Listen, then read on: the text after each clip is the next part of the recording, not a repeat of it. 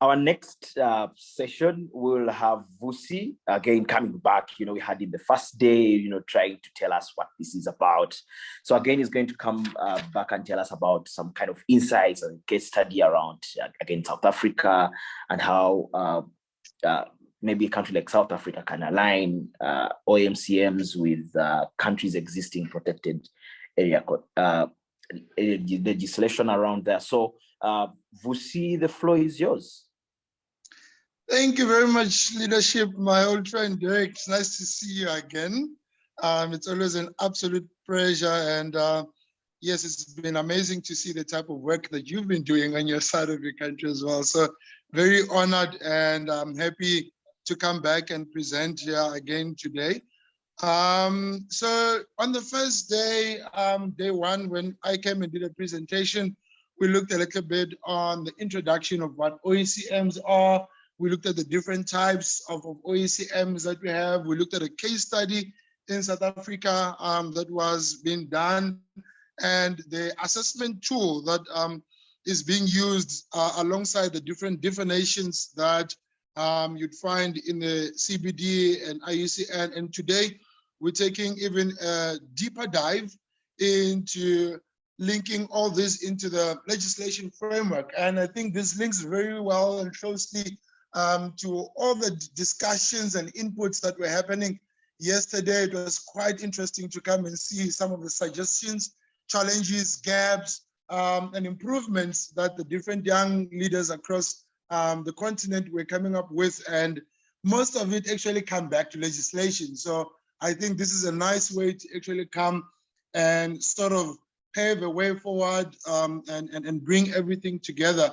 On the first day, when I was doing the presentation, the network was a little bit funny, but today I'm climbing. I found the toppest, highest baobab tree to sit on so that you can hear me and the network is clear. So if ever the network starts to break, it means I've fallen from the tree, but otherwise the coverage is looking all good. And today is a Sunday as well. So in South Africa, we're gonna have load shedding at 11. So I'm gonna try and get through this presentation as swift, easy, and clear as possible, that I do not take too much of your time. And me being a pastor, as soon as I finish the presentation, I'll be going on the pulpit. So yeah, if you do have questions, please do send them through on the chat box. If we can go on a presentation mode, Priska, that will be great, thanks. Because on my side, I'm still seeing the whole presentation. So yeah, starting with the legislation framework of OECMs, we are going to be looking again at South Africa as a case study, and the reason we're actually looking into South Africa is because South Africa is one of the leading countries in the world with regards to the systematic biodiversity planning, one, and then number two, the biodiversity reporting, number three, protected area legislation, and lastly, on the protected area expansion program. So, and with that being said, we're actually one of the few countries that currently report on conservation areas to the World Database on Protected Areas. And with as much as with all that being said, this does not go without challenges. This does not go without gaps or areas of improvements that need to be applied or improved on the system itself. Nonetheless, preliminary results indicate that potential 48.5 of South Africa's unprotected key biodiversity areas could meet the OECM definition. And all these sites have not yet been assessed as OECMs, but there is an area or work that is going to be done to try and find the exact percentage and how this legislation and framework that we currently have in our country can align to support this. Currently our legislation focuses on protected areas, and they are what we call conservation areas. So this is what we report to the CBD. And then conservation areas, though, are very vague. So OECMs will add a criteria to these areas for this to qualify. They actually need to be resulting in positive conservation outcomes. So like the study that I presented on day one, globally, countries are doing studies to unpack what OECMs would look like in their context so they can work out how to monitor and report on them to reach conservation targets. And then again, OECMs will allow a more diverse selection of landowners and land uses types to contribute to our conservation estate in South Africa. Right, so continuing on the legislation that South Africa is currently using to try and report and manage around OECMs, there is currently a program that we call Biodiversity Stewardship. And this Biodiversity National Stewardship Program, it is actually an initiative that it is looking at the priority areas which they enter to an agreement with private and communal landowners, but it is led by conservation authorities, so being the provincial authorities and conservation NGOs. And when we come into the Biodiversity Stewardship Program, its main purpose is to actually manage biodiversity priority areas through keyword there being voluntary agreements with landowners, which is one of the biggest differences between your OECMs and protected areas, because now with your protected areas, they are registered under the NEMBA Act, but your OECMs, when we looked at the different examples throughout the past few days, even the previous presentation that we received now looking at Senegal, you look at working with communities, private landowners, and small groups. So this, whatever agreement that we go with them, it is actually on a voluntary agreement with them. And when we're looking at the Biodiversity Stewardship Program, it actually has a hierarchy where there's 3 different types of categories. The first categories is your formal protected areas, and then your second one is your conservation areas, and then the third one is your biodiversity partnership areas. So if we go and look at the difference between the 3 categories on the next slide, we will see that protected areas are clearly defined on what they are according to the National Environmental Management Protected Area Act, which is in abbreviation is called NEMPA in South Africa. So they are clearly defined on the boundaries that they're supposed to have, the type of fence they're supposed to have, the type of management plans, and what we call a MET system for assessment of effectiveness of the function of that particular area. And then the second one, which is where we're going to focus the most on, the second categories is the conservation areas, which is an accepted concept in South Africa, which is also described under the SANB. And it is also clearly indicated and stipulated in our NBSAP with our mother department of the Environmental Affairs. But however, with all this in place, there is still need to be a more clarity in terms of the legislation and policy framework. Because with all that being said, within the stewardship category, it is noted that this sector and the category that it's in can be elaborated, it can be expanded, because one of the biggest challenges is also what type of status do you give OECMs? We know like protected areas are clearly defined, but the other OECMs are not clearly defined, and they are all different. And again, there is no legislation framework that guides OECMs.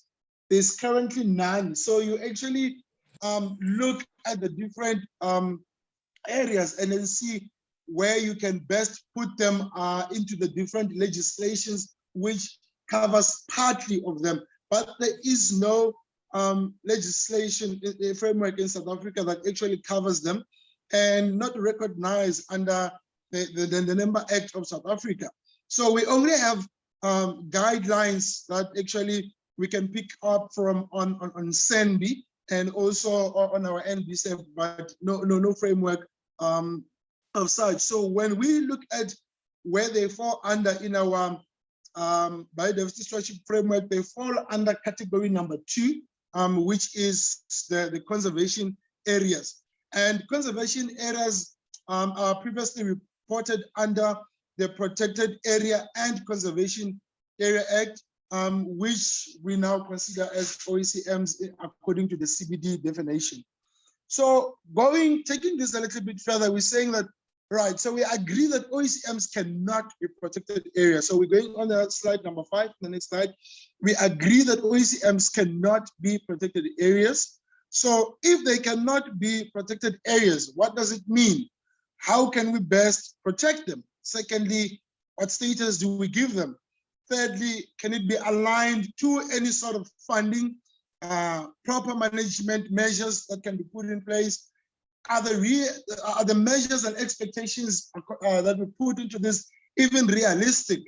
I also saw on the discussions that were happening yesterday around target 3, and to say, how can we include the indigenous people's rights and local community people in the legislation, especially looking into the free and informed consent that they're supposed to have into all that. That wording, it all looks nice, but is it something that is realistic and achievable? Because it is difficult to protect any biodiversity without any support or backing of legislation or policy. There will be no measures in place to control or measures in place to even punish anyone, or actually to put anyone under law if they don't do what is said that is going to be done.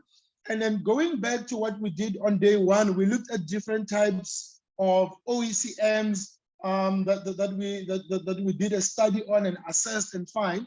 So also today I've brought that back a little bit to say, let's look at the different types of OECMs again, and let's look at the different types of laws, policies, and legislations that actually back them up, or how they could best be applied or implemented. And on the next slides, I gave 3 examples of ones that are currently working well. And then I also give examples of others that are working or could qualify but need some work to be done on them, and others that currently don't apply at all. So I used the examples based again on some of the examples that were being asked on day 1. So I brought it back and linking it to the legislation and said, if we dive a little bit more into that, how can we best look into that? And with the examples, I've also used the same color coding on the tool. So everything on the green, it means that it's working very well. It meets all the OECM criteria and the legislation in place for that, or policy in place. It's working and it's effective. And everything in orange and red, it needs further work to be done on them. So the first type that we look into, there's what we call a biodiversity management agreement, which is actually covered under our NEMBA Act, which is the National Environmental Management Biodiversity Act in South Africa, which is an agreement between the environmental minister and the member of executive committee, and then the organization person or organ of state which is willing to be responsible for the implementation of biodiversity management plan, which this mostly covers your protected areas. So there is willingness to take responsibility for the implementation of every biodiversity management plan. So in this case, it means that this particular entity will look into sourcing its own funding mechanisms. So it's whether it's through an entrance fee that they will charge into a particular protected areas. Some it's through hunting, some it is through tourism activities that they will put in place to try and make sure that they can carry the responsibility that goes with that. And our National Act covers and protects for that type of legislation.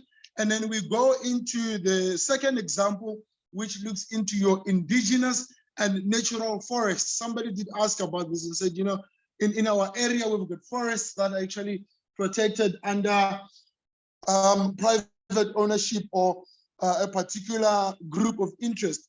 Fortunately for us in South Africa, when we look at our indigenous forests, they are actually gazetted under the Natural and Forest National Forest Act. And this looks into a group of trees, woodland, and species declared to be protected, and therefore under a department that is called DEF. So this is a Department of Forestry in South Africa, though what we used to call the Department of Environmental Affairs now has been linked together with the Department of Forestry. That's why you would see some acronyms that says DFFE, which stands for the Department of Environmental, Forest and Fisheries. So now under our NEMPA and our mother department is all under one umbrella, but these are protected and managed as such. So these are now legislations that actually protect this as well.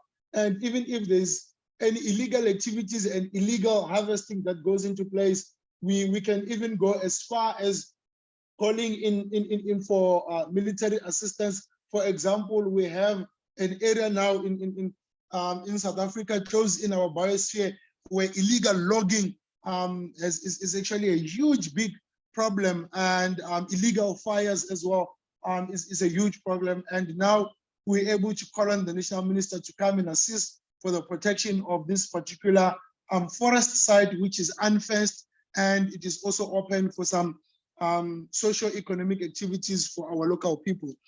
Looking again at the third example, what works is also military land. And military land, we all know, not anybody can just walk into military land and do as you please. This is state-owned areas used by the Department of Defense for testing and training purposes. So these are actually work as well. In South Africa, most of our military land have a management plan and are managed as protected areas.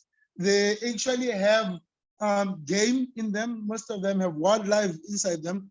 And they actually continue to play your ecosystem services and biodiversity roles in a long-term plenary basis. So these are some of the OECM that are working very well in our landscape.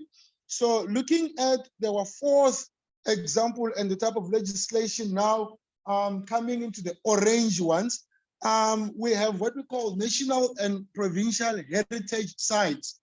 Yeah, it's easy to think that heritage sites would be protected and fall under our National Act, and therefore they would qualify for those. But all these historical sites, political, military, cultural, and social history that have been preserved due to cultural heritage value, they would score an orange because these sites, they vary from one site to another. So therefore, it means every single one of them would need to be assessed according to their own merit. As much as they are protected under the National Heritage Resource Act, you cannot treat them all the same. Each one of them would need to be assessed, its own measures be put, and then out of that, recommendations of improvement, recommendations of changes, whether it's under management or whether it's under governments, or the effectiveness of that particular area would need to come and make sure that those are all in place as much as they are recognized by our National Act. Going again into example number 5, we look into ecotourism establishments. And this, we're looking into the definition of properties that operate sustainable tourism, keyword being sustainable, so they are long-term and not short-term. And then their operations encourage outdoor activities, and examples, we look at inland activities such as hiking and bird watching. And then we also look at riverine and oceanic activities such as kayaking and scuba diving. And these also are covered under what we call Companies Act of 2008, where they can be registered as businesses. So they would fall under your Companies and Business Act in South Africa. But also, again, looking, they are the same as the heritage sites. These vary from site to site, area to area, and also business to business. the type of operations, the type of funding available, the type of management team or what we call board of trustees available in that particular area. So they will all need to be assessed again from their own merit. And then this size also could look into the strength of the governance and management, which is very key. And the management needs to be stipulated in the governance framework or in a third-party agreement as a biodiversity agreement. So in order for this to actually qualify as OECMs in our legislation, we definitely need to look at putting guidelines for them and biodiversity agreements that would be standard throughout, so that these sites can definitely qualify under the SANB and in our NBSEP and align them all the way back to our CBD definition and all these international regulations that are put in place. And then going to number 6, we come together and say biosphere reserves.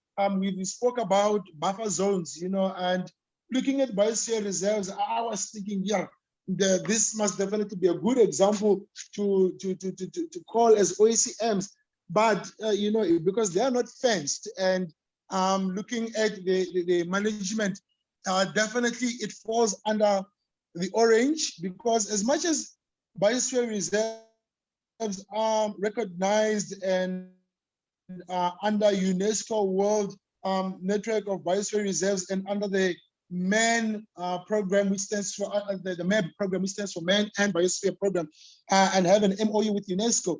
Again, what we call a buffer zone will differ from the size and the setup of each biosphere reserve across the country. Even in South Africa on its own, we've got 11 biosphere reserves, and their functions and the relationships and the type of roles differ from one reserve to another.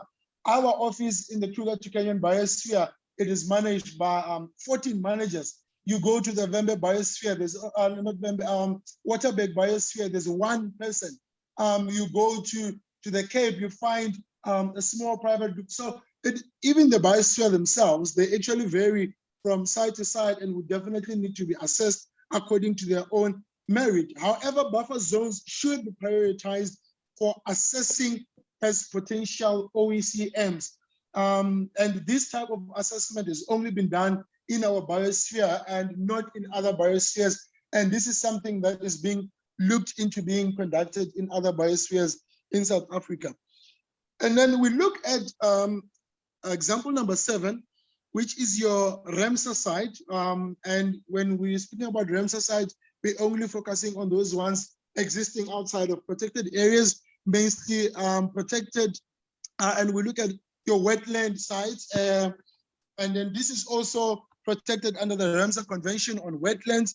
But again, with all those red ones, they are similarly to the orange ones. They all need to be checked according to their own merit. But with these ones, it is even more worse because they are not declared, and most of them are not fenced, and most of them do not have any management plans or management authority to look into them. So they actually have more than one leaf of red on their assessment, and are definitely areas that currently would not qualify as potential OECMs, even though they are protected under the Ramsar Convention wetlands, but there would need to be more work and guidelines and framework to be developed to be aligned to our legislation. And looking at example number 8, which is your wildlife ranching. And when we talk about wildlife ranching, we're talking about extensive management of wildlife in their natural and intact habitat, but this does not include intensive game farming and breeding. So it's also covered under our National Environmental Management Biodiversity Act. And it works through a permitting system for protected species and alien invasive species. As we know that wildlife ranches do a lot of breeding and hunting, so both indigenous and exotic. So hence we look at a permitting system around the protected species management of protected species and alien invasive species. And again, this will vary from site to site, but it also provides a potential for certification schemes, which is currently under investigation by SENBI and the Department of Environmental, Forest and Fisheries, to see that if we can put some sort of guidelines and alignments there to have some of them OECMs, depending on the management and effectiveness of those particular area. But that will also be based on a permitting system, and a monitoring system will be in place to keep on checking that the function and role is aligned into such. And then looking into number 9, the last one, which is community conservation areas.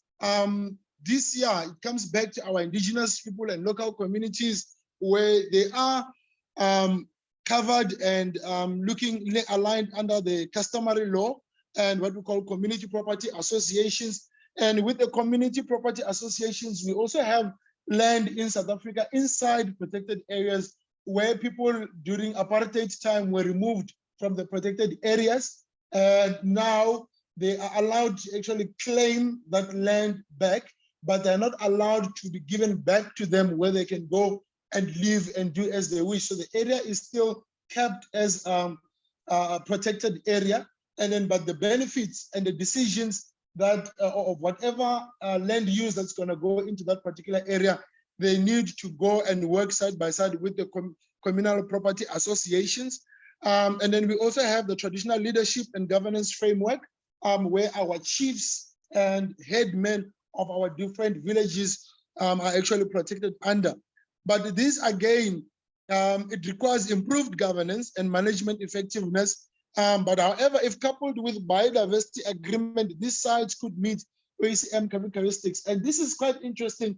We were looking into this and we said, you know, when we look at our chiefs and headmen and communal leadership or traditional leadership, there is no course or training or any academic course that has been designed to actually make sure that our leaders know the value of the biodiversity that they're managing, know they have the skills to do spatial planning that will actually capacitate them to make the right decisions. And sometimes, most of the time, we have a lot of programs in our communities that go into schools. We've got a lot of programs that are being implemented by NGOs, and we directly go into the community, do campaigns, do projects, and all these sort of things. But in most cases, it excludes or leaves out the traditional leaderships or the community as a whole. So it makes those type of activities and actions being implemented on the ground not sustainable, because once that NGO does not have funding, once that NGO does not come and lead in a particular action or implementation, then it actually dies out, because they are not able to take ownership into that particular or to even put value in that particular area. I just once did a community engagement where we're speaking about the importance of biodiversity and wildlife, and most of the response we got, it was that it does not belong to us. It belongs to tourism. It belongs to government. It belongs to people on the other side of the fence because of a lack of inclusion. So even when it comes to dealing with this type of work, we definitely need to include communal areas. And the last thing I would talk about is we are guilty of something, even us as young leaders, even in platforms like this, whether in your open-ended working groups and in these different policy international spaces, we go there and we speak on behalf of communities, we speak on behalf of our countries based on experience and the work that we went. And in other areas, somebody once asked us and said, who mandated you to speak on behalf? Did you sit with us and we were able to give you our views and what we need for things for you to say on our behalf? Or you only use your academic experience? You're only using what you think is best for our communities. So there's a lot of work and alignment that needs to go to this legislation and aligning to go all the way to down into our communities. And in conclusion, going to my last two slides, we're actually saying the steps that have been taken so far in South Africa with all that has been said. The department has presented OECMs to the Protected Area Technical Task Team and our working group 1 within governments, so that the OECMs receive support from both these groups. And then there's also work that is done from our members of working group 1 to provide comments on OECM assessment tool and proposed implementation in South Africa. So we're still waiting for that outcome. And then there's also an interest that has been indicated to further process to identify OECMs at a provincial level, which it means if it's on the provincial level, it means there's local ownership, and then obviously there's local monitoring and evaluation that can be done in that particular place. And then once comments have been received from the working group 1, a presentation will be made to our MenTech group. And then we also look at the MinTech and MinMEC, which is also the Ministerial Technical Committee for the Environment, and also Ministers and MECs Forum. They have also looked into receiving and being presented with the outcomes that will come from the particular assessment and report that would have come out of that. And then after this approval process, a national implementation strategy will be developed to assist the national and provincial governments to integrate this work on OECMs into respective strategies. So it's still ongoing research, it's still ongoing assessment, it's still ongoing investigation, and we are hoping that once it is concluded, it's probably something that maybe can be presented as a case study that other countries can look into, work on it, improve it, and implement it in their own countries. And in terms of way forward into this, the work that still needs to be done is to align OECMs with national context to ensure that OECM's framework is mainstreamed with government and the prospective sector. Secondly, effectively engage the community of practice to introduce OECMs. And then thirdly, to undertake a national technical review to align OECMs with countries' existing protected and conserved area legislation. And then number 4 is to develop an OECM assessment tool, which we have done in our case study, but this is still need to be finalized and declared, and improvement can still be made to cater for all those others examples that we've just looked into when we looked into our legislations, those in red and those in orange. And then we also need to generate a list of land use types in South Africa to broadly assess the potential OECMs. And then lastly, develop a global OECM assessment methodology. Because yes, South Africa can develop one. Yes, Senegal can develop one, Nigeria, Kenya, and all of us. But if this is all different, when we report it, when we come to our global and international targets and all this, we need to be aligned to the CBD definition, and therefore there's a need to develop a global assessment methodology, and then to support the identification and recognition of OECMs in all other countries. And then lastly, somebody might ask and say, looking into all this, what other possible fundings? Because I saw that coming up all the time. And the only one I could think of concurrently that we can apply immediately is looking into the support of your biodiversity economy, and notably the wildlife economy, which is a system that we've put in place in South Africa. Because yes, our communities, and if you look at OECMs outside of protected areas, our communities and local people are benefiting. They are the primary beneficiaries of our protected areas through tourism and jobs and all that. But there's also a support in terms of biodiversity economy that looks into your permaculture, that looks into your indigenous knowledge system, that looks into the different medicinal plants and uses that we have. And we also have the wildlife economy that looks into your, what do we call this, indigenous breeding of your local species, that looks into the selling, your local tourism, which is your cattle scheme that looks into your hunting and game ranching and all those sort of things. These are things that are able to be managed sustainably, function, and at the end of the day, I'm on slide number 17, Priska, and these are also systems that will be able to make sure that the operation of all those OECMs, there is management, there is funding, there is ways to actually keep it going for the long term and not only be dependent on government funding, as on the past years, we could not effectively achieve our targets and reach our targets due to lack of finance and manpower. But if biodiversity economy and wildlife economy is actually implemented the way they're supposed to be and fully functional, then on the local scale, OECMs can be managed, OECMs can be funded, and can be made. There can be a value to keep OECMs running and be relevant for all parties, all the way from local to international. And I will rest my presentation there.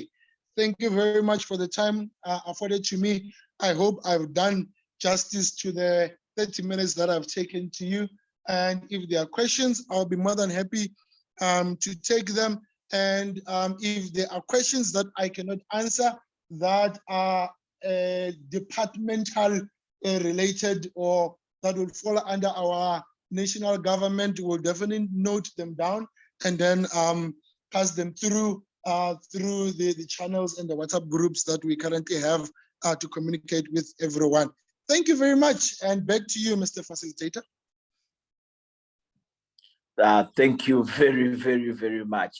I think whenever you present, I have this kind of feeling, are you a teacher? Are you a professor or something? Like there's always a lot to pick from you. There's always a lot to harness from you. I think from the first session you did and then this one has been so much. You have added quite a lot on the policies. Actually, we would be happy to see in the chat what other people from other countries also have, like what are those policy frameworks around OECMs in your countries? If possible, you can also drop that in the chat. If you have any questions, I'm sure you should be having so many questions because these are kind of like legal policy frameworks. My first question maybe would be, how will this realign with a post-2020 global biodiversity framework? Will they be a bit, I would say, because this is a policy framework, it has to be law abiding. At what level will like South African government make them a bit like mainstream with the post-2020, but also make sure they're a bit like law abiding? Yeah, so very true to that. Currently right now, we actually start to see a lot of national stakeholder engagement when it is time for reporting and a progress report on where we are and all that. And what South Africa is currently doing differently now is, as much as we will just come out after the post-2020, already start with those national engagements right now and start to draft this legislation and framework together. And even in our report, what we've done is we've looked at the different working groups and focused groups, whether it is protected areas, whether it's communal-owned areas and all that. And we said, look, as much as we first look into what we call conservation agreements, but the conservation agreements, it works on what we call compensation, or what is the English word that I'm looking for? But it is it has some sort of benefit if you keep on doing what we've agreed that we're going to do. Or incentive driven. Yeah, that's the word I'm looking for. It is incentive driven. That if you do what is said that's going to be done, then there's an incentive for you, there's support for you, there is a type of scoring system that goes into place to cater for that. But the problem with that is an OECM, it is a conservation agreement. It is something that you enter voluntarily. So what happens to your groups or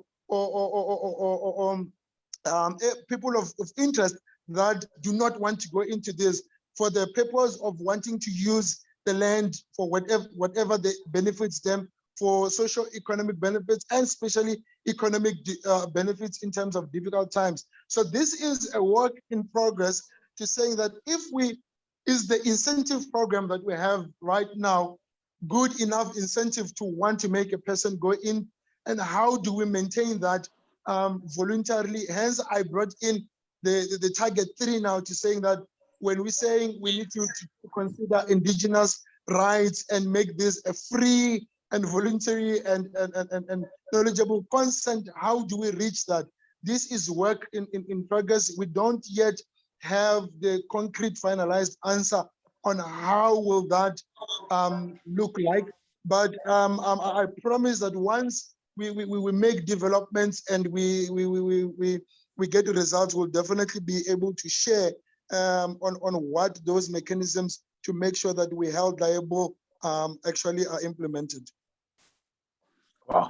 I think you already have friends that are also connecting from the tree. So those are kind of things, but most of things, but just setting it up, presentation, thanks, and great presentations are kind of comments that are in the chat so far. But also there's a colleague who mentioned that in Burkina Faso, they're trying to do a national assessment on EFCMs. Hope we can we can tap onto that later on and see different other countries also doing national assessments, try to see how people can also be part that benefit from this kind of concept model, or trying to put them into conservation as well. If there are no any other questions, yeah, I hope there are not so many other questions yet. So thanks, Vusi, for this kind of informative session and maybe trying to give us a light on how policy things. I've noted a few things like there are those agreements which are a bit voluntary. There's a question that has popped up. Yeah, let me go to that real quick. So someone is asking, you did mention on adoption of this framework in other countries. Do you think it will be useful considering cultural, climatic, social, economic, and environmental differences? All right, cool. Yeah, very interesting answer. I mean, when we started with this process, there was no guidelines or existing frameworks that we could actually start working into. And now we develop an assessment tool and we go and look and align it with the IUCN in order to go from provincial, national, and then come up with my closing statement there of a globally recognized OECM assessment methodology. We definitely have to try this out in other countries and definitely look into what improvement and what other areas to consider in the tool itself. So at least it forms some sort of basis and background to start from.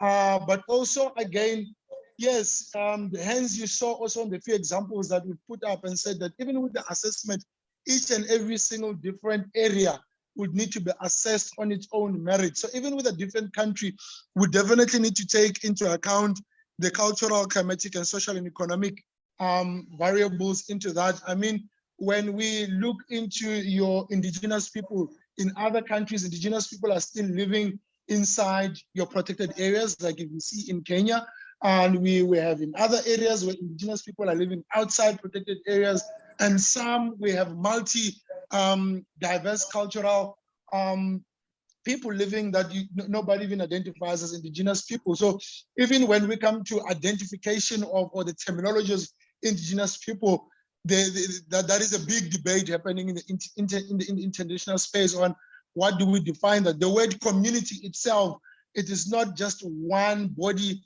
that thinks the same, moves the same, and agrees on the same things. It is also a huge, big debate on the definition of that. So yes, I mean, we have to start somewhere, and all these guidelines will definitely be able to help us, and we need to focus on indigenous knowledges, indigenous methods that are being implemented in that particular area that puts value in that biodiversity. There is no way, no matter how good an assessment is, if it does not bring value and align to your local indigenous people, there is no way that that thing will be protected in the long run.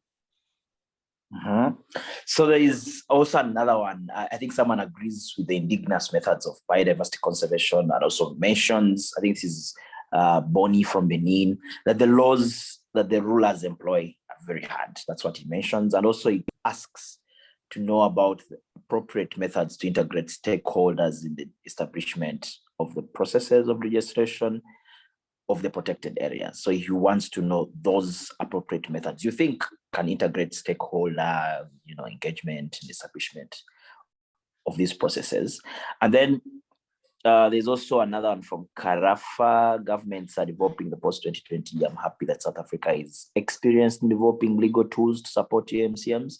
However, to his knowledge, there is a gap of legal tools in other countries in Africa supporting UMCMs. Therefore, how can Africa impact the global biodiversity framework adoption, mainly on target 3? So those are the two questions you have. Again, I don't know to you. Okay, cool. Thank you for the questions. Yeah, I mean, going back to the first question on the engagement and integration of stakeholders into the protected areas legislation. Yeah, that is a that question is very relevant to the current process now. I mean, on my last community engagement, even looking at protected areas, somebody asked a question and said, I was born and I found this protected area being here. I don't know what agreement has been made with our local communities and indigenous people. Has there ever been an agreement where we sat down and said, this is your role, this is our expectation, this is what we'll do, and this is where the community, the local community and indigenous people will go, this is where protected areas will go, this is where government will go. There has not been a legislation or a sit down or a stakeholder engagements that is actually encouraged the sitting down and aligning of all those 3 key players. And because of that, we find ourselves constantly in conflict, and we always find ourselves chasing our own tails because we want to report and want to look good, and we actually not sitting down to look into that process. And if you go back and look at the report and that I've put on day 1, if you're not there, we can also send it back again. The different stakeholder engagements that were actually done looked into how we can best integrate that, and we actually have graphs on who we engaged and who understood and who needs more work. And the presentations in all the different stakeholders also vary depending on the different interests. Obviously, looking at your more established areas such as your game ranches, they're more interested on the benefits and the tourism and huntings and all that, compared to your communal conservation areas where their livelihoods depend on. So it is something that, again, it is a need right now to be done and integrated. And it is not, the process is not a quick process that you can, it requires a long time and a lot of processes and a lot of engagement. Preferably do small groups in isolations. And then once you've done that, take all the different information inputs and reports and then put it together and do one big stakeholder engagement to bring together all the different inputs without infringing on others. The last thing is there's a system that is called SAFE system. SAFE system. The SAFE is in capital letters. SAFE system that is being implemented by WWF, World Wide Fund. It was done in India first, and now it's coming into South Africa, which looks into 5 key areas. It talks about your safe habitat, safe people, safe environment, safe wildlife, and then the last element talks about monitoring. This is a tool that we're also using for stakeholder engagement, which does not address symptoms, but it addresses the different areas on the ground without bias. So that is also one system that I can give you. You can look into that, you can Google it and follow that. And then the last question on how Africa can also impact the global biodiversity framework, mainly looking into goal 3. Yeah, that is a big question. I think, currently right now, Africa, we even in our last, what we call this, in our last a gathering that we had here in South Africa, one of the challenges that we kept on bringing up is where Africa can actually stand together, where Africa can stand and have one voice and have strategies that will best benefit Africa, and strategies that will best be good and relevant for Africa. As we've looked at as a continent, most of the time, we still also have conflicting interests and approaches, which is difficult to answer on how Africa can do this as a whole, unless we stand on uniform processes and outcomes and goals that we're looking into. And I definitely think that, again, what Derek was talking about, if the different countries can do national assessments in their own spaces, it comes to show that then we have the interest of recognizing OECMs at the different nations. And then once we have that, and we can be able to combine that methodology, approach, and assessment, then we can definitely be able to have a regional voice that we can all together report on, and make sure that we actually meet the targets that we're saying that we will. Again, there was a question that was asked in day one that our previous target was 17%, and now it has gone up to 30%. And most countries did not even reach the 17%. Are we not shooting ourselves in the foot to fail? Are we being realistic about these goals and what we can really achieve? And definitely, I feel like some of these processes could have been done and given some gaps before we can actually even set those targets again. So how we got to that, it definitely shows that it is definitely not targets that as Africans would benefit us or would actually look into aligning ourselves. And then lastly, I would throw back a question to you to say, even if we were to reach this target of 30%, how much of benefits, jobs, whatever incentive would come out of that would bring more value to our people on the ground? Sometimes some of these targets are good, and some of our frameworks are good for conservation. For example, OECMs, we cannot hide away from the reality that it plays a very good, fundamental, needed role. But the management, the registration, the status of giving it is very difficult due to the cultural, religious, climatic, and all those different things to take into account. So, yeah, there is no one direct answer to answer this question, but I will just leave it right there, Derek. All right. Thank you very, very, very much. I think there are no more questions in the chat, so I'll just close it here for this session. Thank you, Vusi, for your time and all this knowledge. And just to give them information, the post-2020 is still into the negotiation. We are now moved to COP15, where most of these things have to be finalized on. So nothing is final yet. They still have proposals, targets are still in brackets, sort of things like that. So we hope that by COP, we shall have final verdict of most of these targets, and then we can move to implementation, because we have delayed already. The last one closed already, and now this should have already started. So thank you, Vusi.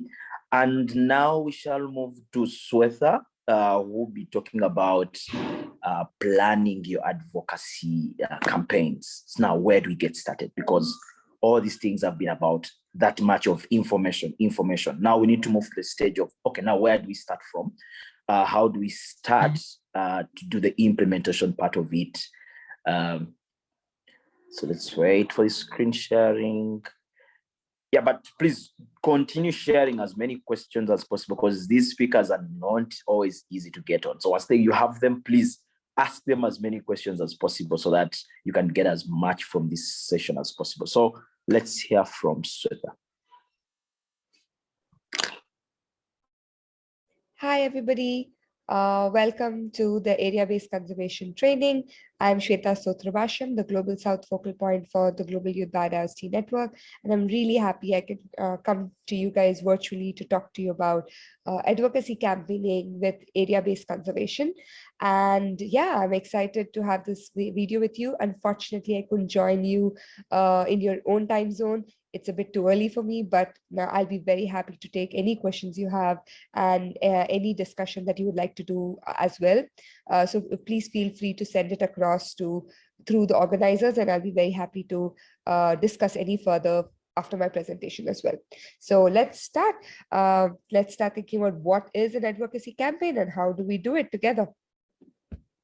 So today in my quick session, I will be talking to you a little bit about advocacy campaigns to explain to you what it is all about, what it is all about in context of the Global Youth Biodiversity Network and what we have done so far, and then also telling you a little bit about how you can create an action plan for your campaign so that you know how you can execute it in the best way possible, and a little bit about like the status of what's happening with the post-2020 and Gibbon's priorities with area-based conservation, which you already have heard. So I'm just going to link it with campaigning here, okay?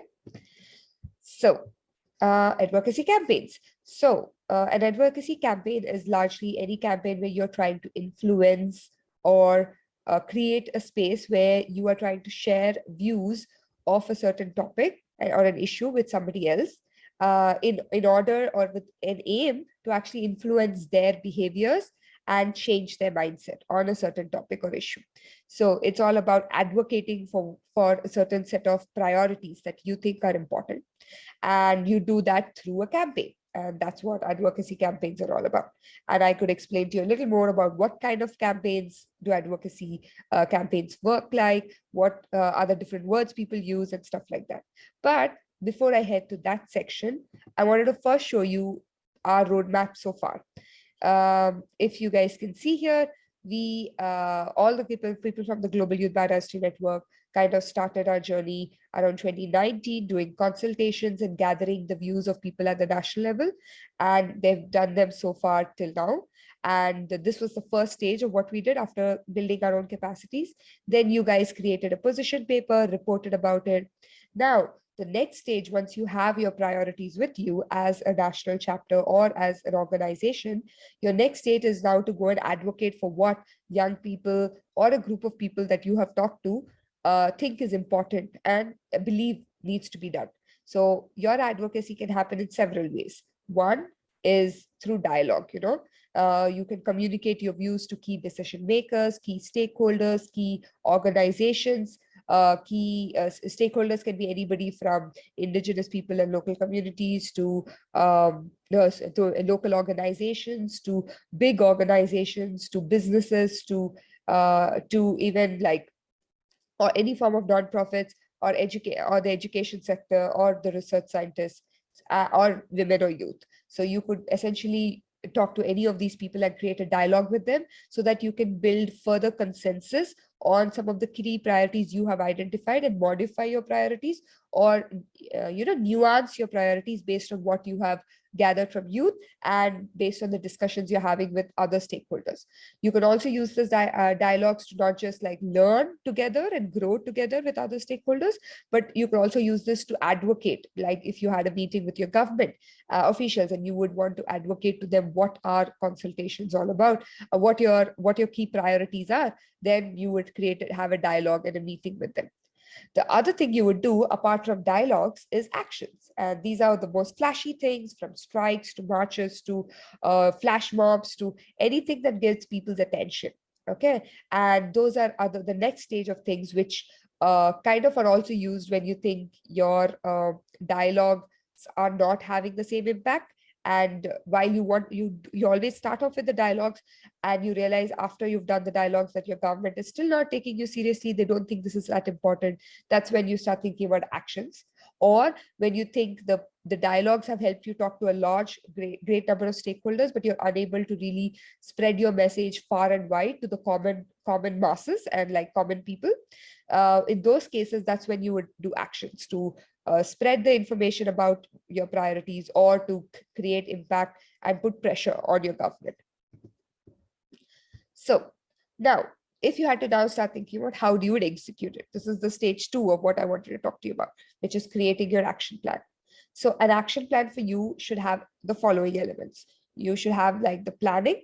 The most important thing is how you're going to plan it, how you're going to implement it. Then it's going to be about how you're going to execute it. And finally, it's how you're going to follow up after it's done. So first you need to figure out how you want to plan it. So you need to crystallize what exactly you want to achieve out of this out of the planning phase, or out of the training or an advocacy action, whatever you want to do, whatever event you want to do, you need to first crystallize the aim. What do you want from it? Then you need to figure out that how you can use the capacities of your team to achieve that aim. This is where you will actually create the action plan and then identify key indicators that you want to look at, which help you realize whether you were able to achieve that aim or you fell short for it and you need to do something else to really achieve that aim. And finally, then you think about how you want to implement it. And in the implementation, it is all about drafting a flow. Like, how is my event going to happen? It's a strike. When is it going to start? Where is it going to start? Who's going to be there? What permissions do I need? How do I do it? Where does it end?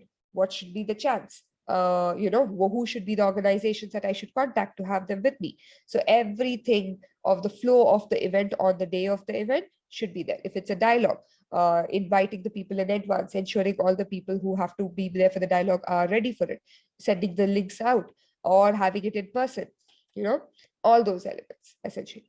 And then finally, once you have this planning well sorted out, you would then go into executing your plan, organizing your team, planning your social media, facilitating your presentations, if you have presentations, or facilitating the event with your team, and ensuring you have roles allocated to everybody so that you don't have overlapping roles or somebody who's missed out a key role that is important in the flow of the program. Finally, it's about after your event is done, it's all about follow-up. How exactly your event went, evaluating your post event evaluation, measuring the impact, how many people came, what happened, and then how do you continue the next steps and what should improve and what can be done better. And how do you continue it? Okay, so now if I had to dive deeper into the planning phase. And this is where you need to ask yourself the question, why are you conducting this advocacy campaign? What is your most important aim out of it? So what really do you want to achieve? Do you want to achieve a space where, your government understands the importance of, changing the way area-based conservation is done in your country, and how you think it's important that they realize that young people care about how it is done and not just how much area is protected, but how it is protected? Then that should be what you will put into your aim. Then you need to figure out what are the values, the reasons of why you're organizing this campaign. So what are the values that you want to spread through this campaign? You want to create a space where you need to ensure that people understand that it is important to, through the campaign, you want to share the information that it is rights and equity are at the heart of, area-based conservation, that's what you would talk about. Or you think it's important that people are more transparent, people hold, human rights more accountable, or people take more care of how conservation is done and not just do it, in a fortress conservation format. Whatever the reasons are, those would be your values that you would like to spread through your campaign. Now, keeping those underlying values of what needs to happen and how you want things to move, the next stage would largely be about setting out clear objectives. So what you will do to achieve it. So what needs to be done? If I need to ensure that the government needs to understand the importance of a rights-based approach in area-based conservation, then what needs to be done? What are the key objectives? What will you need to do it? Would you need to create a dialogue? Would you need to do an event? What kind of an event you would like to do? Do you need to go and march on the streets? Do you need to contact media? All these things are where you put in, what you would like to achieve as objectives. And then finally, based on what you have, set out what you're expecting as outcomes. You're expecting you'll have one news article, you're expecting you're going to have like 100 people or 1,000 people joining a march, or you're expecting to have a dialogue with like key stakeholders from IPLCs, women, youth, and big and small NGOs, whatever it is, you need to write it down. And that would also tell you, would also be an indicator of success, so that you can show yourself, okay, I was able to reach these people, so therefore I was able to have this conversation, and then you have able to change people's minds in this way, whatever it is, write it down so that you have a good idea of how things, how well you were able to reach your goals, and how much more you would need to do to achieve if you weren't able to achieve any of the goals. Okay, so now the most important thing also is assessing your team's capabilities. When I say your team, it's not just the people in your group, it's also talking about outside your own team as well. So first is you need to figure out what's the knowledge level of the people in your team. If it's a big event which is in person, you need to ensure that everybody in your team has the same knowledge and understanding of the topic. So if it's area-based conservation, ensure you show them the videos of the people who talked about this issue, so that you really they have a clear understanding of what needs to be done, and then they have a plan. Okay, and they understand, it's also very important with the knowledge that they understand the value. What are the values that are core for you guys? And if it is, you need to ensure that if anybody talks to you, and please talk to them about why rights are important in area-based conservation, why is equity important, why we can't just talk about the numbers, but we have to talk about it with the other things in mind. All these kind of key elements have to be told to your team as well, so that they are aware of it, and they can also talk to anybody if asked. Okay, so that is one thing. The next is to figure out, what do you have all the skills that are needed for your team to execute it.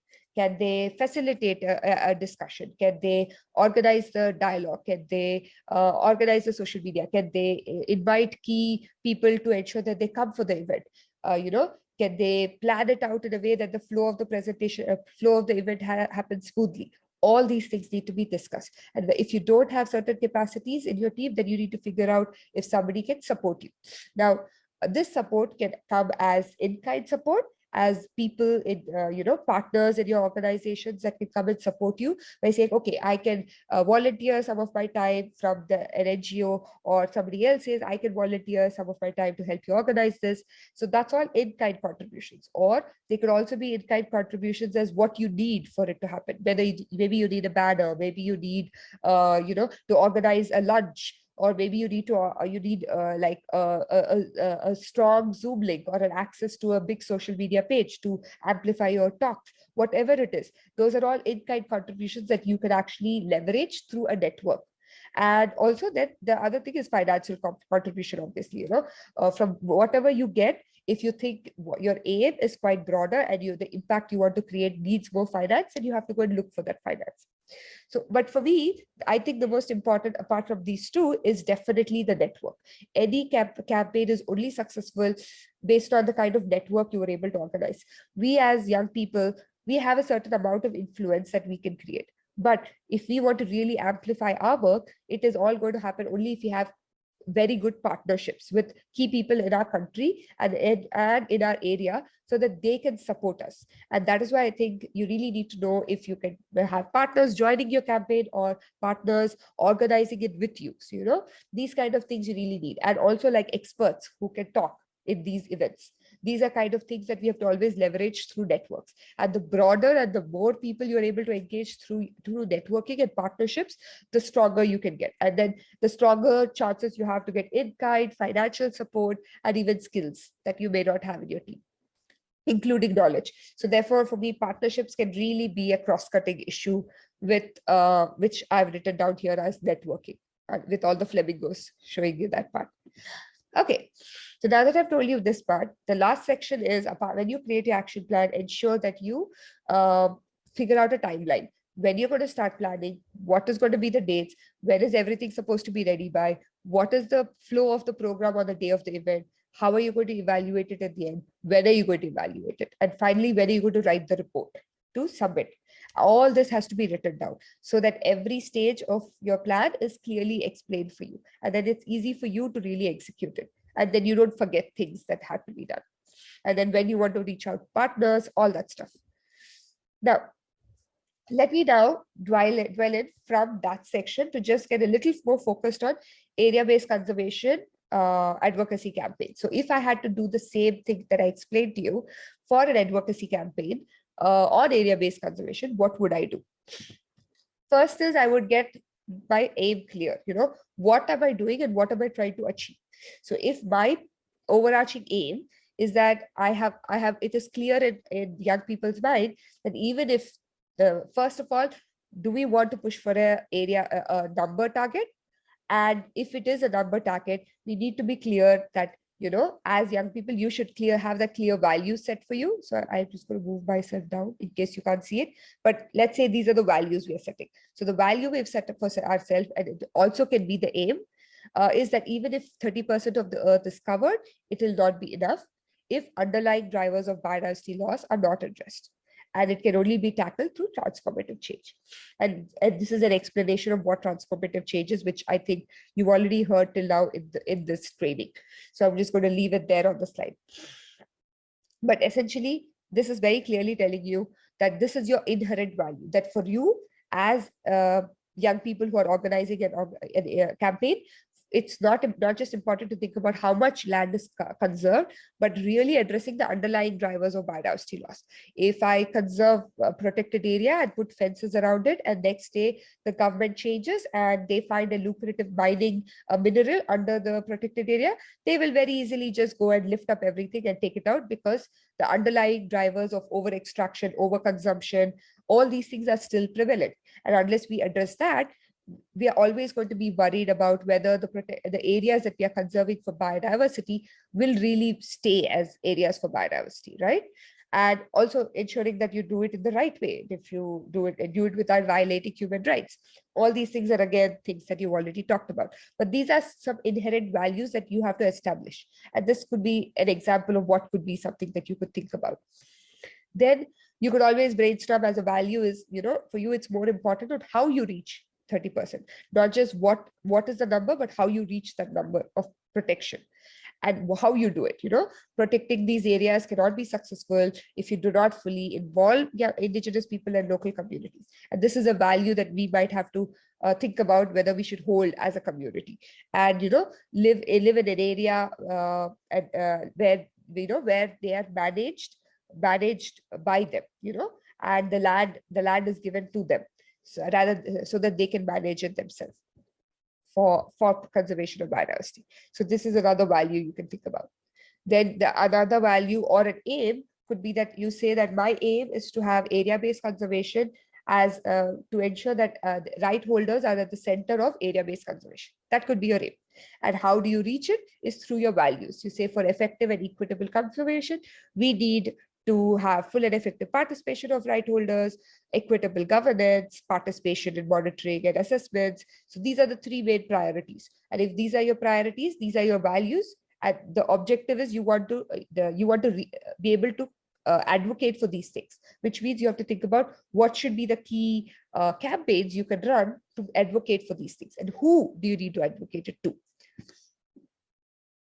Another thing that you could think about as a way of an objective. So if I was running this campaign and I'm telling you the different things that I'm brainstorming about and writing it down, then one of my objectives could be transformative education, because I realize that, it's not just me talking to governments, but I also think it's important I talk to younger generations about the recognition of the role of IPLCs in conservation, their rights, and importance of coexisting with nature, helping them understand that we are a part of nature. And by this, if me as a chapter, me as an organization doesn't have too many people who are in my team who can create a strong impact, then through creating these kind of trainings, we can potentially get more people to join the campaign, and then do a march or a strike or whatever you need to do. But maybe leading up to it, after talking to several schools or universities in your country, so that they can join it, and then you can show a large number of people joining it, because you get a lot of political pressure if you come up with 100 people rather than if you do a strike with 10 people, right? So it's always important to have those numbers, and not just for numbers, but also for it being a basis of setting up values, which can help them start thinking more critically about area-based conservation as they look around and they see what is being done, and when they become implementers of change, or take up jobs in conservation fields, they take up the right approach and they have the right set of values.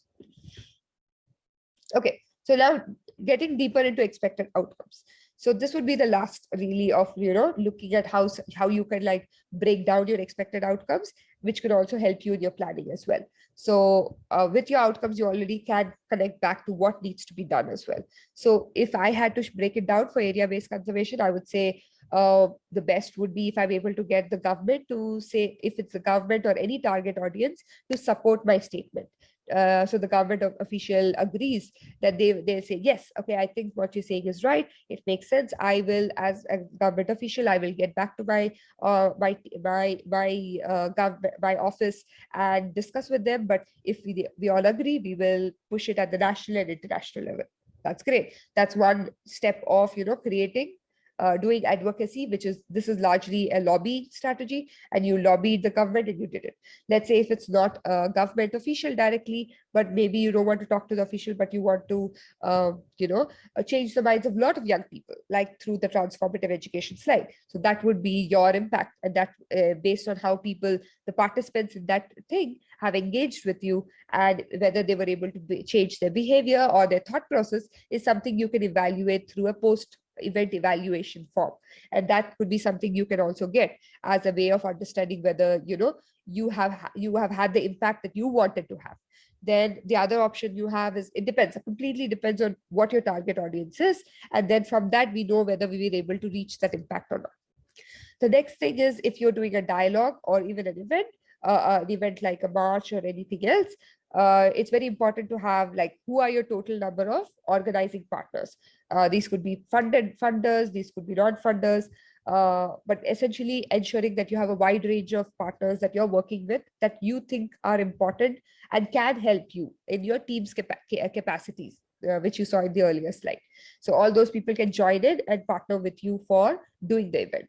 Then the other thing we need to ensure is supporting partners. So these could be the people that really have like a diverse views on this situation. So a lot of people are still very conservative in their conservation approach, right? On area-based conservation, where they think the only way to do things is through protected areas. You need to go and have dialogues with these people, talk to these people. So you need to figure out who are the people who have similar ideas as you, but you need to also approach those people who may not have the same views as you on the topic, but you need to bring them together to have a dialogue. And that is where you can start seeing behavior change happen, where maybe they don't take everything you're saying, but maybe you understand where they are coming from and they understand where you are coming from, and you guys come to the kind of a middle where they kind of start seeing what is the core values that you need, and maybe they incorporate those, and you understand that, okay, maybe this is something they think is important, and you find a way to balance it out. So you need to really bring people from diverse views.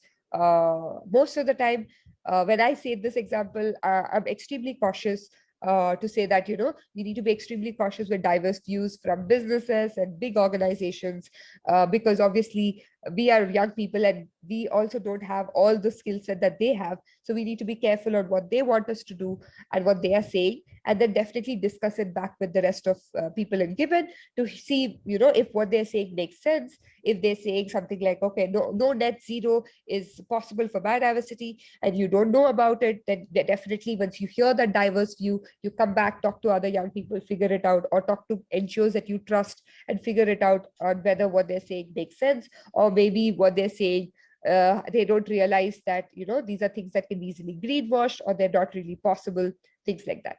So, bring people from diverse people who have diverse views, but ensure that you do not, you ensure that you bring them, have a dialogue with them, but also go back to figure out what are the key things they are saying to see how best we can understand them better.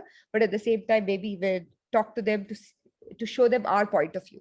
And maybe in the end, we are able to change their behavior. So that could be something you can also evaluate in a post-event evaluation. The next thing you could put definitely is, how much funds you needed, how much funds you raised, things like that. And the last but not the least is social media impact. No matter where you do this event, online or in person, it's all about also putting it on social media. So you ensure that you measure what impact it's reaching there, while you're also measuring the impact of, or if people joining your campaign, organizations joining your campaign, and influencing target audience, things like that.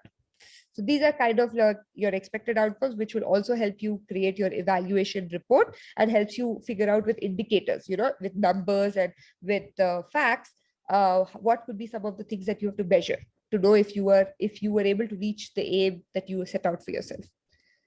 So yeah, that is about it. And thank you so much. I hope I was not too long, and I hope you guys have a great next steps with planning campaigns. Do let me know what you're thinking about. If you are from a given chapter, then I think most likely we will talk about your campaigns in the coming months so that we can work with you and build it with you, because area-based conservation is quite a critical topic in the post-2020 global biodiversity framework, and it is right now in not a very good state.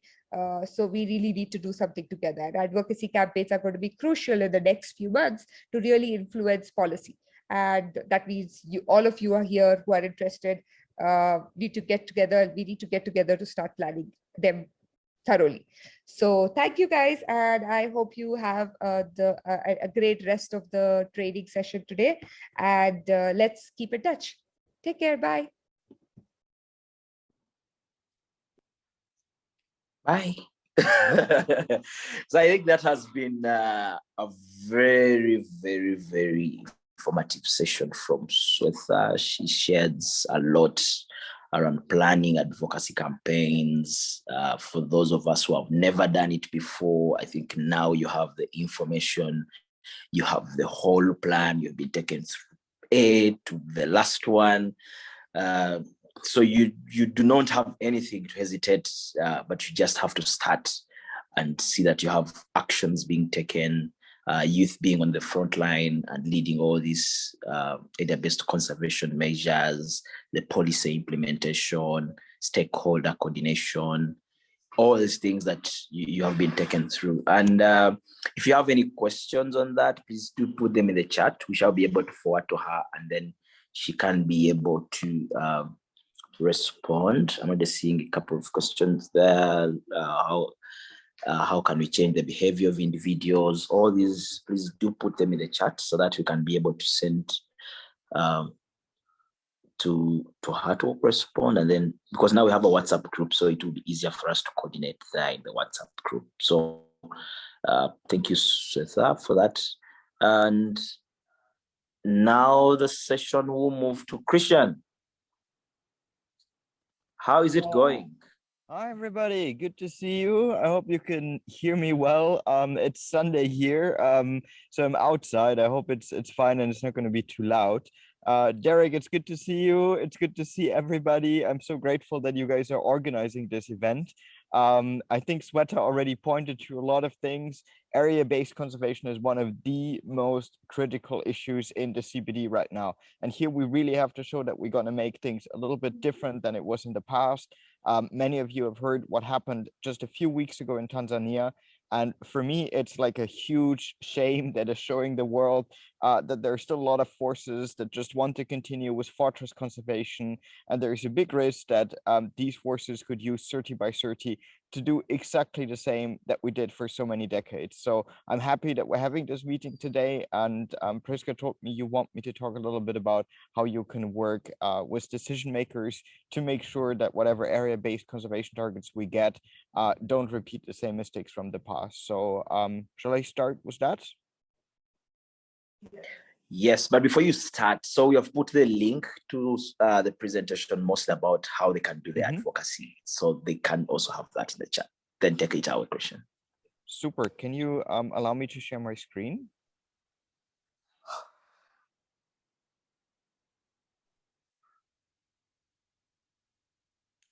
Yes, now you can share. Try sharing now. All right, here we go. Cool, super. Well then, thanks so much again, everybody, for joining today. Well, the first step, if you are thinking about advocacy work, is research. Like, you really have to think about what is it that you want to achieve, and you need to be knowledgeable about the topic that you're doing advocacy work for. That is absolute key. So I encourage everybody, if you're working on area-based conservation, start reading studies from all kind of different aspects. Try to get outside of your bubble, and also read papers that have been published by NGOs that are in favor of forest conservation. Read read papers from industry groups, but really make sure that you have a well-rounded idea of what area-based conservation is, or what subject you're advocating for. And again, like, I can only encourage you to really look at different perspectives. Sorry for the noise in the background. The next thing is you have to plan your advocacy process.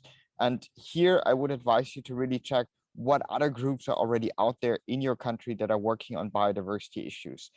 Also check with people that you know, what is your country's stance in the CBD process.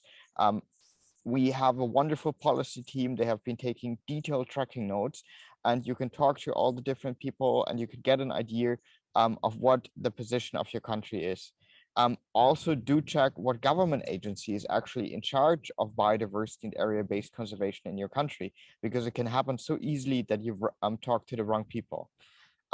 Then also check, are there any policymakers that are actually interested in supporting your activities, and how could you get in touch with them? And I will talk about this in a second. Also think about what arguments could be presented against you. Like, there are a lot of big organizations that are in favor of having these huge national parks where people are being removed, because then it's easier for them to bring in tourists and to create revenue out of it. So think about who could be these forces and what kind of arguments could be presented against you. And then also think about, like, how could you respond to all of this? But most important is always try to think about from the perspective of a national policymaker. What could be the impact on your country? What could be the positive impact if your country is taking a different approach to area-based conservation? So then what I would encourage you to do is that you do a mapping of the stakeholders, that you try to figure out what organizations are out there, what people could you partner with, what interests do these different organizations have, and where can you all meet together. And I think the Given chapters are a wonderful platform to already get in touch with an established network. When you do the stakeholder mapping, what I encourage you to do is to distinguish between at least 3 types of stakeholders. There are the allies, the people and the organizations that share your values, that have similar objectives.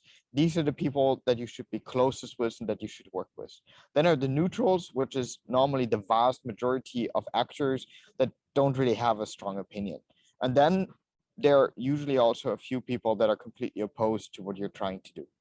And here you can see this like in a little bit of a slide, like you can use like a diagram like this to really understand who are the people you should talk to and how is the stakeholder community set up. Yeah, this is like another pyramid where you can see how this is usually structured, but I'm not going to go into detail.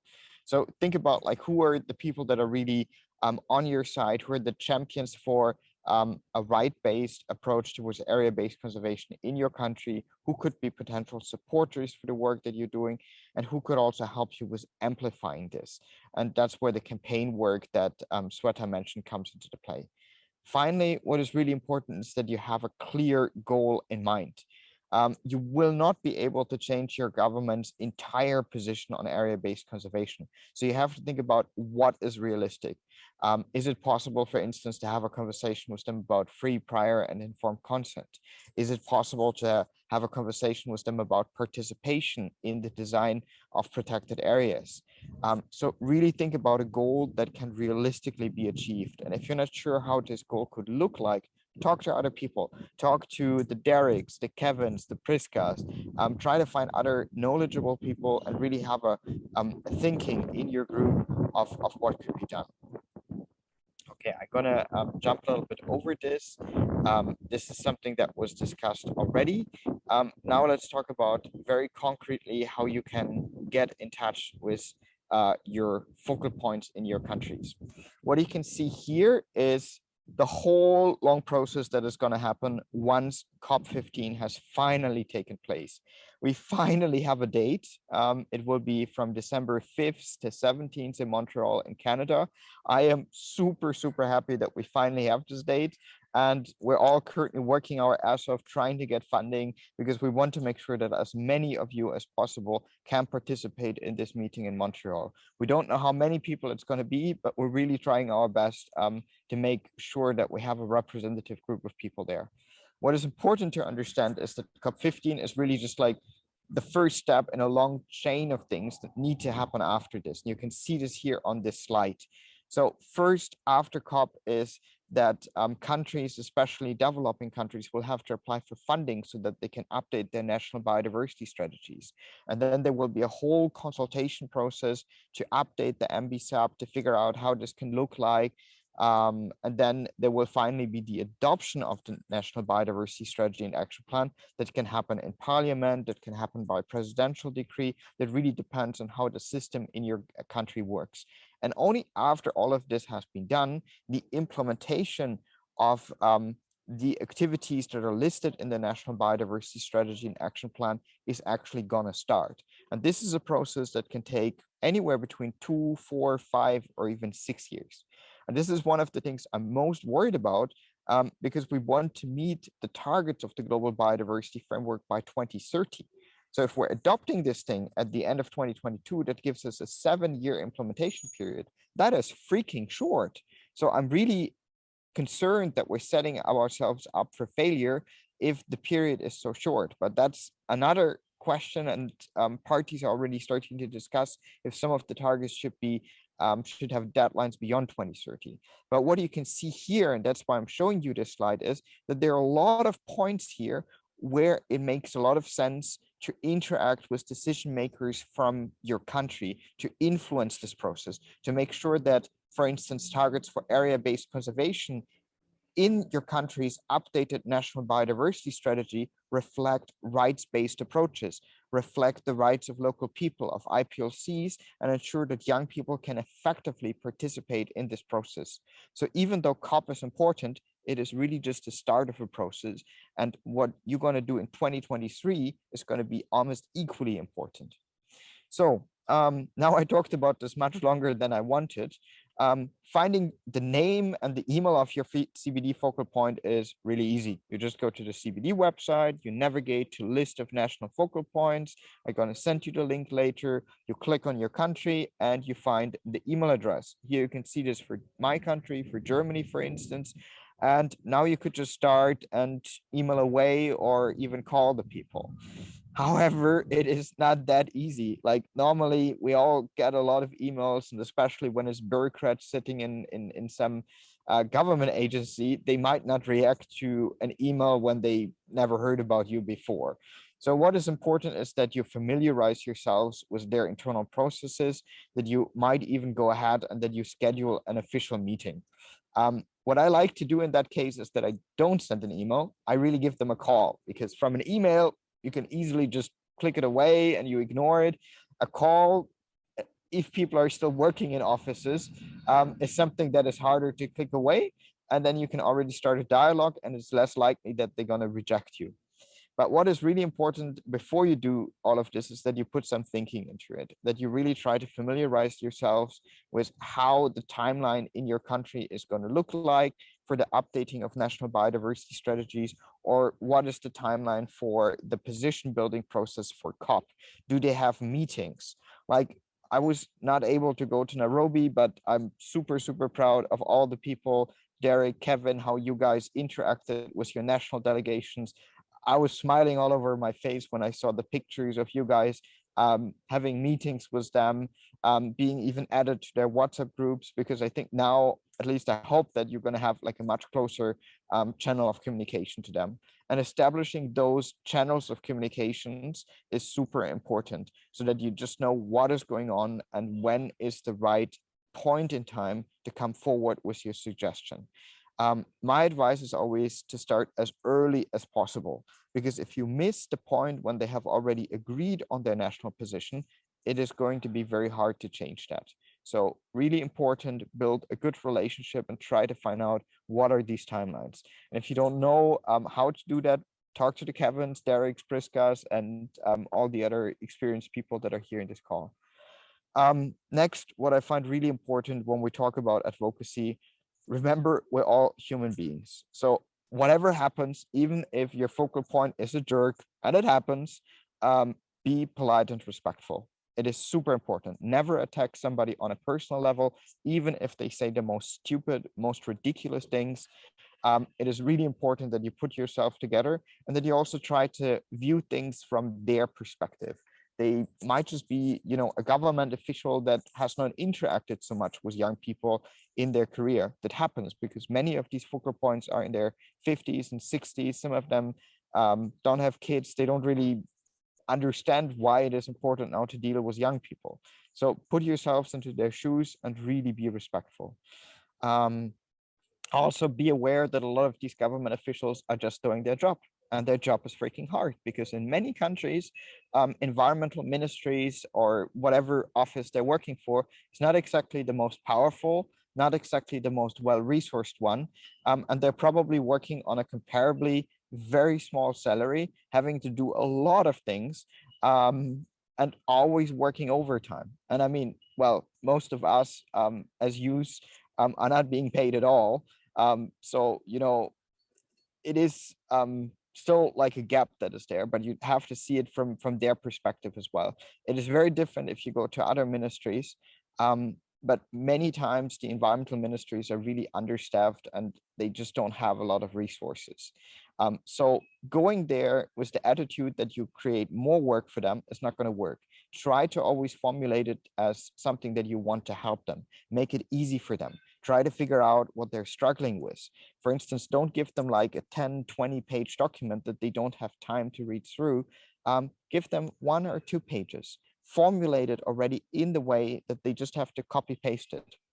That saves them time, and that makes it more likely that things going to work out for you. Finally, what is super important is that you think long-term. You should never prioritize short-term lobbying success. Sometimes that's unavoidable, especially when you're at a COP meeting or some other high-level meeting and you just need to get something very specific, very quickly done. But especially when you work on a process basis, always think about how can you build a long-term trustful relationship with the person that you're trying to lobby. Try to become friends with them, because a lot of these people are actually like us. They started as volunteers, as completely unpaid biodiversity activists, and they just really wanted to change things.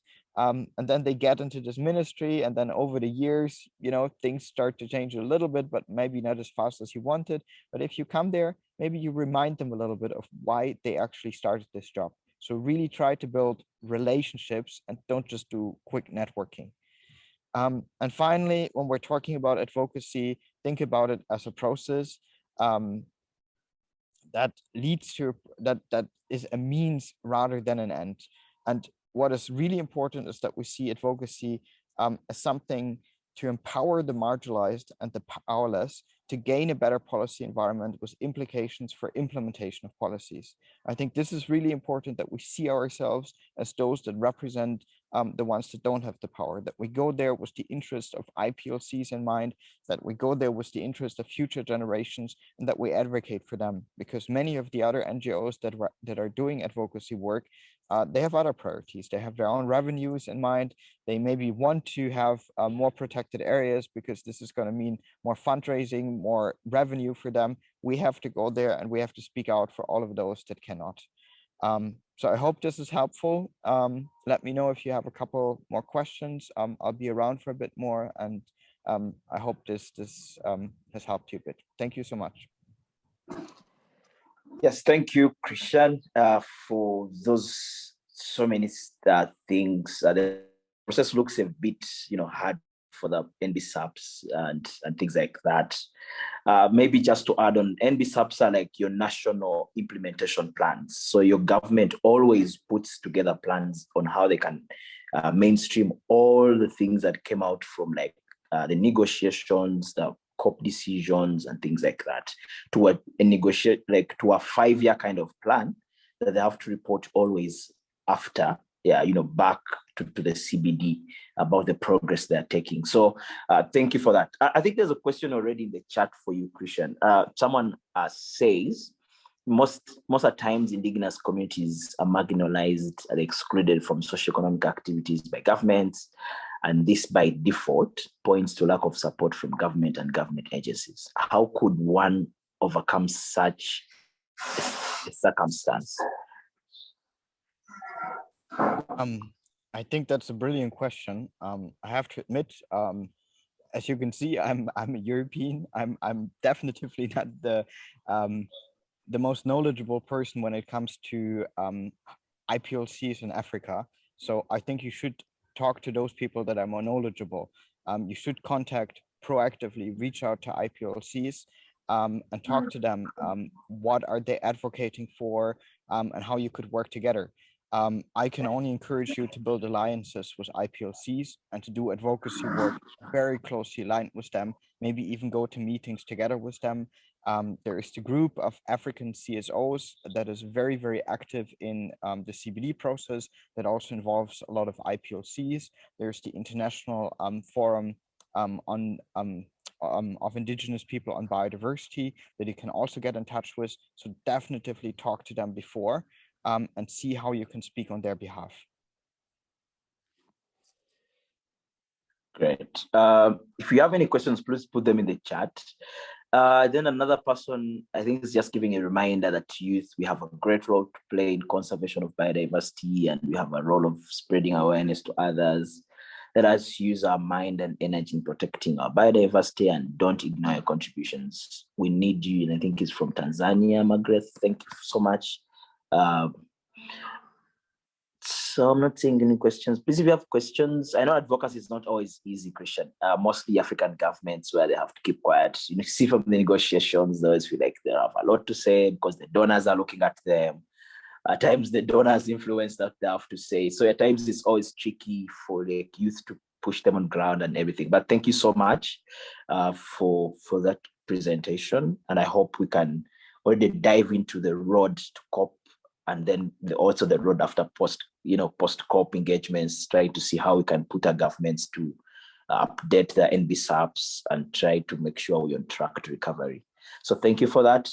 So the next session, I would say, I'll just invite Kevin to give a wrap up of our 3 days workshop. And then he can tell us the way forward, where do we go next after here. But thanks to all the presenters. My mandate now stops here, but it has been great to moderate all these sessions throughout and seeing a lot of feedback and questions and knowledge shared. So thank you very much. And over to you, Kevin. Thank you. Thank you so much, Derek. Please note if you can hear me, Derek, so that I know that people are connecting with me. As Derek mentioned, my name is Kevin Lunzalu. I am the coordinator of the Kenyan Youth Biodiversity Network, and I also co-coordinate the African Regional Chapter of the Global Youth Biodiversity Network. So thank you so much, everyone, first of all, for attending the 3-day event that we've had. We believe that it has been an awesome learning experience for most of you. There's a whole bunch of people to thank, but I'll start with our speakers. From day one, we had Vusi, we came yesterday, we had Remson, we came today, we had Aliou from Senegal, we had Swetha, and we've ended on a great note of lobbying from Christian. So mine is just to thank all of you for showing the support that you have granted us as GBIN Africa. We hope that this has provided an understanding on area-based conservation, especially to those of you who didn't know what this actually means and how do we even start talking about area-based conservation in our various contexts. So we hope that this is just the beginning of a discussion that will last very long time, because as Christian mentioned, we're going into COP15. This is one of the targets for the post-2020 Global Biodiversity Framework, Target 3. We hope it will be adopted. or if it stays with brackets, maybe the discussion will go beyond COP15. If it gets adopted, we hope that it will contain a text that has all the elements that our speakers have been talking about. I'm talking about right-based approach. We're talking about the plight of the future generation. We're talking about the plight of our local and indigenous communities, and the role of all stakeholders in seeing that we're not only focusing on the numeric value of this area-based conservation, but we're also looking at biodiversity, people, and everything holistically. So on the first day, Vusi took us through other effective area-based conservation measures, what he kept saying, shortening as OE, AIM-S. And then we had, yesterday, we had Remson talk about free, prior, and informed consent, what he was terming as FPIC, a very valuable thing to consider, especially if you're doing a research or if you're initiating a project in local and indigenous territories.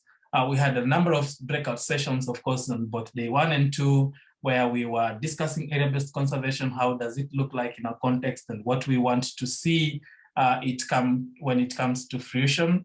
And today we went to Senegal, where we were seeing how various stakeholders are coming together to create a marine conservation area. That's a perfect example of how area-based conservation should be done, where the rights of the communities, where all the elements of biodiversity are put into consideration. There is goodwill from the government, and there are all entities involved for the better of everyone, for people and nature. And I'm personally super excited to learn about that, because I'm a marine researcher, and it's just a huge moment that I had there learning about this whole thing. And I hope that in September, when I go to Senegal, I'll be able to visit this site and see how exactly they're doing it. So thank you so much for that wonderful session. And I must also thank Fatima for being our translator, taking the context from French to English so that we could internalize whatever the speaker was saying. And then we went back to Vusi again. Thank you, Vusi, for taking your time off on a Sunday to climb on top of a tree and preach to us before going to the pulpit to preach to your normal audience as a pastor. This is super exciting. I mean, it's always great to see evangelists of biodiversity who are also evangelists of people. So that was so much appreciated, Vusi. And then after that, we had Sweta, who is the global focal point coordinator for the Global South, taking us through how do we build our advocacy campaigns. And then we finished off with Vusi, or with Christian, sorry, was taking us about, talking to us about how do we lobby effectively with our governments and stuff like that. So now, what are the next steps after this meeting? As I mentioned before, this is just the beginning. We've just laid the carpet. We've rolled out the carpet for other important things to happen. After this, there's a series of engagements.